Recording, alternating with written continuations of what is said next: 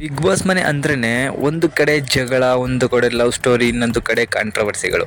Big boss ಮನೆಯಲ್ಲಿ ಇರಬೇಕಂತ ಹೇಳಿದ್ರೆ ನಾವು ಎರಡು ಕೆಲಸಗಳನ್ನ ಮಾಡಬೇಕು. ಒಂದು ಜಗಳವನ್ನು ಆಡ್ತಾ ಇರಬೇಕು, ಇಲ್ಲ ಜನಗಳಿಗೆ ಸಿಕ್ಕಾಪಟ್ಟೆ ಇಷ್ಟ ಆಗುವಂತಹ ಮಾತುಗಳನ್ನ ಆಡ್ತಾಡಬೇಕು. ಅದರಲ್ಲಿ ಮೊದಲನೇದಾಗಿ ಮಂಜಣ್ಣ ಅವರು ಮನೆಯಲ್ಲಿ ಜಗಳಗಳನ್ನು ಆಡಿಕೊಂಡು ಜನಗಳಿಗೆ ಇಷ್ಟ ಆಗ್ತಾ ಹೋದರೆ, ಒಳ್ಳೆಯ ಮಾತುಗಳನ್ನು ಆಡಿಕೊಂಡು ಕಾಮಿಡಿಗಳನ್ನು ಮಾಡಿಕೊಂಡು ಹನುಮಂತನು ಕೂಡ ಮನೆಯಲ್ಲಿ ಇಷ್ಟ ಆಗ್ತಿದ್ದಾನೆ. ಆದರೆ ಬಿಗ್ ಬಾಸ್ ಮನೆಯಲ್ಲಿ ಇವಾಗ ಒಂದು ಬೇಜಾರಾಗುವಂಥ ಒಂದು ಸನ್ನಿವೇಶ ನಡೆದಿದೆ. ಸೊ ಅದು ಕೂಡ ಎಲಿಮಿನೇಷನ್ ತುಂಬ ಒಳ್ಳೆಯ ವ್ಯಕ್ತಿಗೆ ಆಗಿರೋದ್ರಿಂದ ಎಲ್ರಿಗೂ ಕೂಡ ಬೇಜಾರಾಗ್ತಾ ಇದೆ. ಇನ್ನು ಕೆಲವರು ಹೇಳ್ತಾ ಇದ್ರು ಇವರು ಆ ಮನೇಲಿ ಇರಲಿಕ್ಕೆ ಲಾಯಕ್ಕಿಲ್ಲ ಅಂತ ಹೇಳಿ. ಹೌದು, ಇಂತಹ ವ್ಯಕ್ತಿಗಳು ಆ ಮನೆಯಲ್ಲಿ ಇರಲಿಕ್ಕೆ ಲಾಯಕ್ಕಿಲ್ಲ.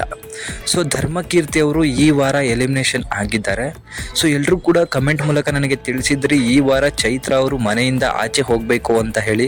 ಬಟ್ ಚೈತ್ರ ಅವರು ಈ ವಾರ ಸೂಪರಾಗಿ ಆಡಿರೋ ಕಾರಣದಿಂದಾಗಿ ಜನಗಳು ಅವರನ್ನು ಉಳಿಸ್ಕೊಂಡಿದ್ದಾರೆ. ಅಷ್ಟೇ ಅಲ್ಲ, ಚೈತ್ರ ಅವರು ಕೂಡ ಈ ಬಾರಿ ಬಿಗ್ ಬಾಸ್ನಲ್ಲಿರುವಂಥ ಒಳ್ಳೆಯ ಕಂಟೆಸ್ಟೆಂಟ್ ಅಂತಲೂ ಹೇಳ್ಬೋದು. ಧರ್ಮ ಅವರು 8ನೇ ವಾರದವರೆಗೂ ಮನೆ ಒಳಗೆ ಇದ್ದಿದ್ದೇ ಆಶ್ಚರ್ಯ ಅಂತ ಹೇಳಬೇಕು. ಯಾಕಂತ ಹೇಳಿದರೆ ವ್ಯಕ್ತಿಯ ವ್ಯಕ್ತಿತ್ವವನ್ನು ಕಳೆದುಕೊಳ್ಳಿಲ್ಲ. ಸೊ ಅವರು ಹುಟ್ಟಿನಾಗಿಂದಲೂ ಇದೇ ಥರ ಇರೋದು ಅಂತ ಹೇಳಿ ಜನಗಳಿಗೂ ಗೊತ್ತಾಯಿತು. ಬಟ್ ಅದು ಬಿಗ್ ಬಾಸ್ ಮನೆಯಲ್ಲಿ ವರ್ಕೌಟ್ ಆಗೋದಿಲ್ಲ.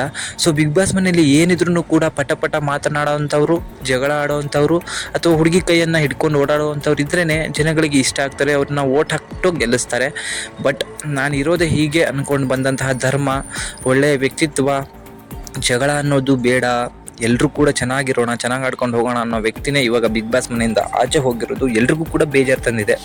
ಯಾಕಂತ ಹೇಳಿದ್ರೆ ಬಿಗ್ ಬಾಸ್ ಮನೆ ಅಂತ ಹೇಳಿದ್ರೇ ಜಗಳ. ಜಗದೀಶ್ ಅವ್ರನ್ನ ಜನ ಕೇವಲ 1-2 ವಾರದಲ್ಲಿ ಎಷ್ಟು ಹಚ್ಕೊಂಡ್ರು, 8 ವಾರದಲ್ಲಿ ಅದರ 10% ಕೂಡ ಧರ್ಮರನ್ನು ಹಚ್ಕೊಳ್ಳಲಿಲ್ಲ ಜನ.